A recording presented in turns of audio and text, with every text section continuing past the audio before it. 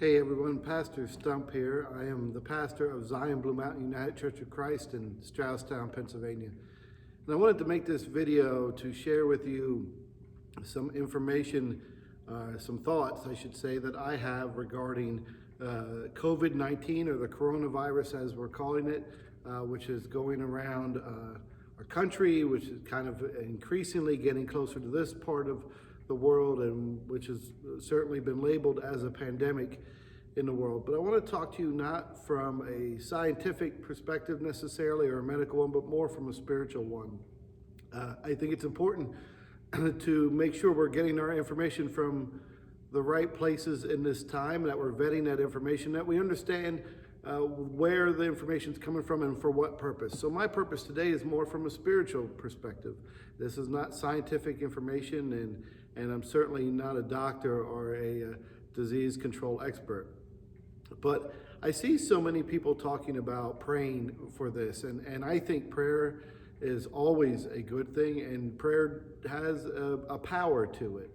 It may not be the power we wish for. I heard it said many years ago, or several years ago, I should say, from a pastor friend of mine, one of my many mentors, and he was preaching from a pulpit, and he said, God is not some cosmic wish granter.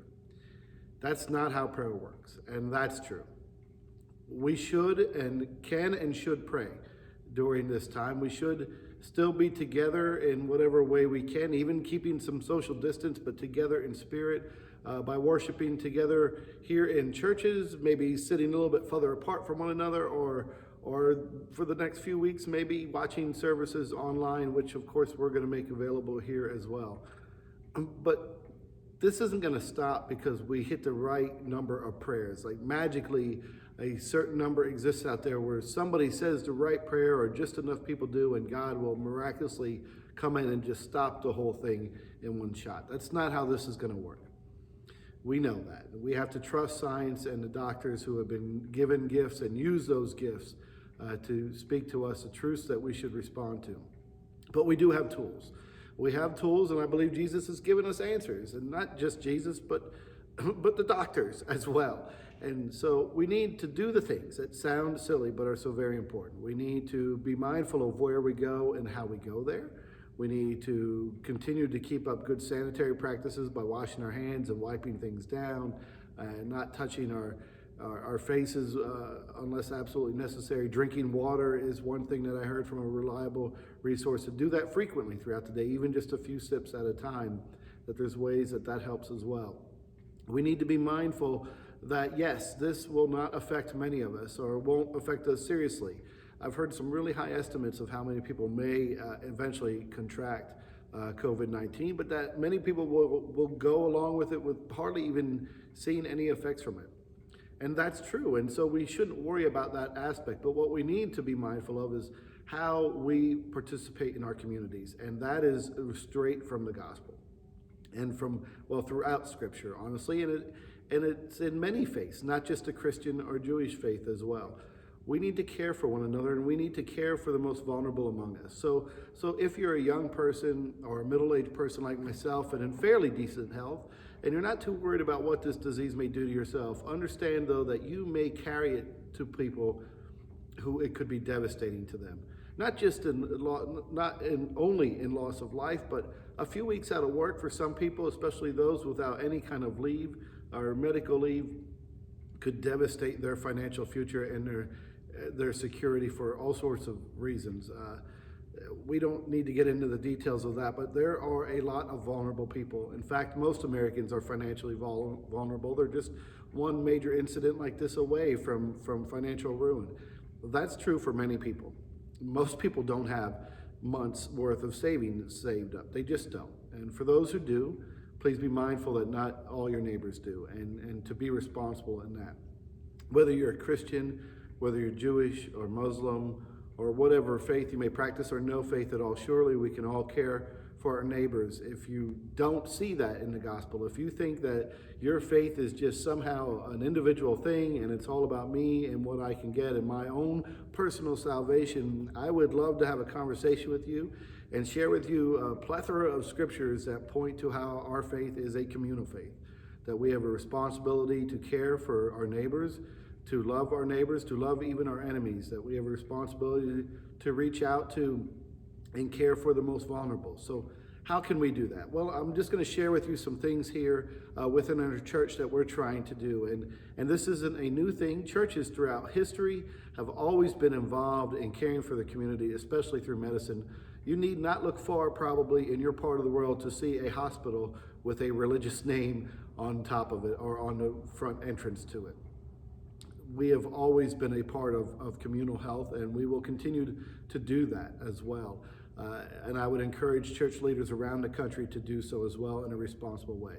So here at Zion Blue Mountain, we are fairly well stocked up on, but we are not certainly hoarding sanitary supplies like hand sanitizer and soap and wipes, and we're going to be using them at our events. We're even paying for a little bit extra cleaning to come in for our preschool this week, which has been doing a wonderful job, I should say, and they're going to do even more this week, for the next few weeks actually, extra cleaning going on, which they're already been doing, but even more so.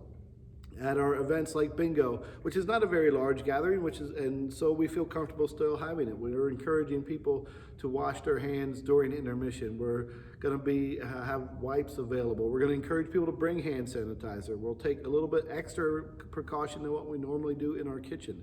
And of course, we'll wipe things down afterwards. Again, even on Sunday morning, we'll encourage people to not shake hands this week, that there's many other physical signs of greeting we can give each other, from a peace sign to a thumbs up to touching our chest a little bit, whatever we may make fun or have fun doing, we're going to do that. We're going to encourage people to not necessarily all sit in the back of the sanctuary this week, to spread out a little bit and use the front pews. Especially this week where we have special guests. We have string ensemble from Hamburg High School. About 9 students are coming here, which will be a wonderful time. So please come out to worship. But wash your hands before you come. Wash your hands while you're here, and then wash your hands when you leave again, and wash them when you get home. And that's quite all right. We will have, again, like I said, supplies available to help you do that as well. So we're using good sense, but we're not canceling church at this time. There's no need to do that. But we're certainly caring for our community. And then next week at our food pantry, we're going to try to have available some extra supplies for people as well. So I want to encourage you, if you're a person who maybe got a little overzealous with the toilet paper purchases and you're staring at 200 rolls of toilet paper or something that you don't need at home, please, correct that gluttony and bring them here to this church. We will distribute them in our food pantry next week and other supplies that you may have overstocked on. Of course, a little bit extra, we understand, but there is a need for those who, again, are the most vulnerable among us to have these supplies. They can't afford the medical bills. They may not have readily available transportation to get to the doctor's office. They may not have health insurance. They may not be aware of some things with elderly people suffering from dementia or other things. And these are all types of people, among others, who make use of our food pantry. So we want to give them a little extra this coming Thursday, so that in the event they do have to self-quarantine or under doctor's orders to quarantine, that they'll be able to do that and not go without basic needs and necessities. So if you're out and about and you think of it and you can pick up some of those supplies, or if, like I said, you have an abundance of them at home, please bring them by the church, and we'll be sure to distribute them to those who are in the greatest need in our area here in Northern Berks County. If we arrive with or find ourselves with an abundance here ourselves, we'll make sure that goes even beyond that area into Schuylkill County as well as we have in the past. Also, take care of your local food pantries wherever they are with the same type of thing, and encourage them to do the same. So that's just some of the ways we're doing things here. We don't want people to panic, but we do want them to prepare in an appropriate way. This isn't about being afraid that we're all gonna die, but it is about making sure that we stem the curve of this a little bit. We flatten that curve of incidents so that our hospitals and healthcare professionals can handle this as best as possible and not be inundated with too many cases that would overwhelm the system. And perhaps in the event of some mass tragedy event, it would really overwhelm some local hospitals. So we want to do our best to be communal in our faith and to care for ourselves, our neighbors, and especially our neighbors who are the most vulnerable among us. And that, my friends, is the spiritual side of all of this. You should certainly still pray, but please don't stop at prayers. We know what to do, and our prayers really are fruitless if we know things we can do and we're not participating in them. So I want to encourage you to take action in your faith and to help others at this time. Amen.